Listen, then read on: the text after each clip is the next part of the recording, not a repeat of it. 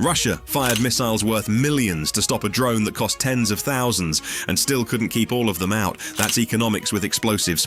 Today we break down the price versus threat decisions inside Luga's air defense, why 48 N6DM interceptors stalled at sea level when 9 M96E2S could pull 60 G-turns, and why a commander finally chose Zu-23 guns over more missiles. Watch to see how cost shapes combat and how one low-cost drone reached a cryogenic unit and lit up a port visible from space.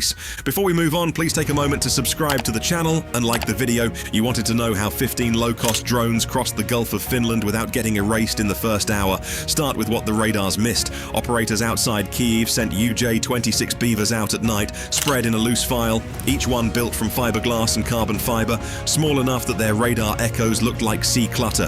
They were tuned for sea skimming, altimeters set shallow, control laws damped, so they rode the wave tops and let the Gulf hide them. Over open water, a metal airframe looks like a mirror. A composite airframe under a cloud deck looks like noise. A patrol boat caught a flicker on its scope and swung a 14.5mm mount across the black water.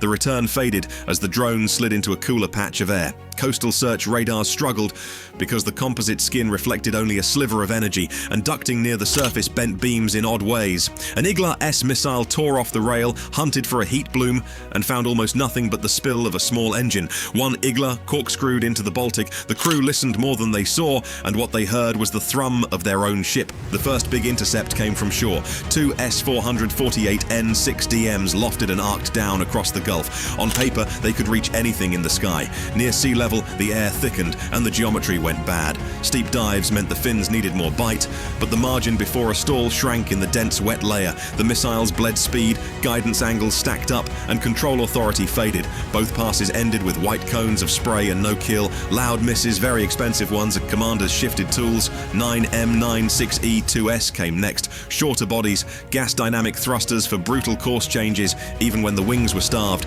They can whip through 60 G-turns inside ground clutter. One beaver broke apart, a winglet cartwheeling. Another lost its tail and skipped like driftwood. The rest kept moving, not fast, but steady, using altitude more than speed to live. Electronic warfare rolled in from a Kasuka truck parked behind the dunes. Sweep and dwell jamming walked across the bands and sat on anything that looked like guidance or navigation. GPS drawn from overhead went soft. On the operator console, positions began to drift sideways, waypoints smearing a few hundred meters off track. Teams held the primary link longer than planned, delaying the handoff and gambling for clean updates before the jammer settled over them. Once the jamming locked, the drones shifted to what they were built to do when the sky went dirty. Terrain contour matching took over. Each beaver compared its radar altimeter trace to a stored profile, held its course by matching the rise and fall of the coast, and let the inertial unit carry it through the spikes. When the spectrum swept closer, they dead reckoned for a minute, then checked the map again. Sea gave way to shore. Roads glittered through breaks in fog. The file stretched and then tightened as the routes merged into pre-planned corridors. That answers the first payoff. The operators didn't babysit 15 aircraft across 960 kilometers. They layered connections and autonomy, primary control early, then preloaded paths that survived losing satellites, with inertial backups smoothing the bumps while EW pressure grew.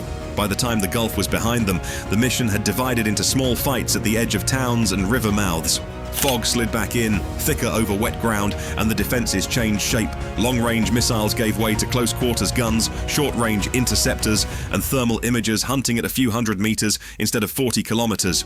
Guns took over because missiles were burning cash faster than they were solving the problem, and the fog was wrecking the sensors that made those missiles worth firing. Near Luga, the defenders built a box. Panzer batteries sat at the corners. Zu-23 teams spread along the roads, and EW trucks idled with antennas up. Barrage jamming poured into the air. The ground was saturated and reflective, the sky a grey lid. Infrared ran hot with false returns off wet metal, puddles and exhaust plumes that bled into each other.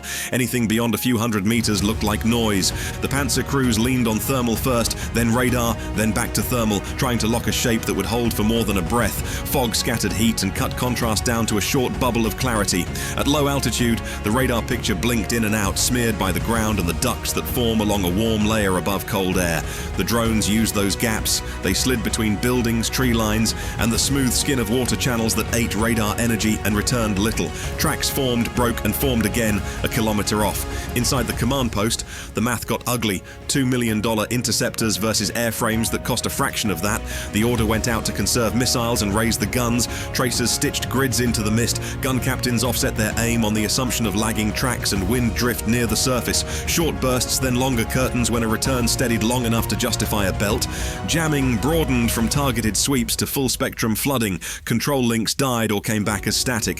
GPS degraded to junk. The drones rolled over to terrain contour matching and inertial, reading altitude against stored profiles and letting the inertial unit carry them through the worst spikes. That kept them moving, but the errors stacked. Each bend in a canal looked like the next when the map and the real world slipped out of phase. Waypoints wandered a few hundred meters. Operators tried to push corrections. The only path left was a thin iridium link. It worked, but it was narrow and slow. Every command took seconds to arrive. At cruise speed, that meant the drone moved dozens of meters before the correction hit. The last Beaver lurched when input stacked, then steadied, then dropped a few meters to sit below the brightest radar lobes. Battery margin started to pinch as it fought small headwinds and extra drag from a scarred leading edge. The close-in ring finally bit. A Zu-23 team caught one drone as it crossed a lit yard. The belt chewed through the fuselage and the engine spun free. Another airframe took fragments, armed, and burned early in the fog. The final Beaver slid into a methane-ethane vent cloud and vanished in the murk. Emergency flares burst from safety stacks, turning the haze into a glare that blinded both sides. Visibility shrank again, then stayed there. Iridium inputs kept coming, spaced and deliberate, nudging the aircraft along a narrow lane between pipes. The aim shifted from the largest tank to the heart of the process. Condensate fractionation, where feedstock becomes streams the port depends on. Choke that lane and everything behind it stalls. That was the call. So the second payoff lands here. When GPS collapses, the drones latch onto terrain profiles, hold course on inertial through spoofing, and accept low bandwidth nudges to line up the last few hundred meters. The warhead followed, designed for more than blast. Cold, volatile plumbing magnifies small ruptures into something that runs across manifolds and exchanges. The next frame is fire, and the glow reflects off the bay. Small platforms with smart autonomy forced billion-dollar defenses into wasteful choices, and a single hit on a cryogenic choke point lit the port for days. That's the cost-imposition play. Cheap airframes, pushing commanders toward expensive shots until the math breaks. The strike showed how frequency hopping, terrain contour matching, and an iridium nudge can beat jamming and clutter without staying on a fat data link. If you want deeper dives into electronic warfare and how infrastructure design bends outcomes, subscribe and tell us which system to dissect next. The next phase is already here. Longer range, sharper autonomy, and targets picked for cascading failure, not size.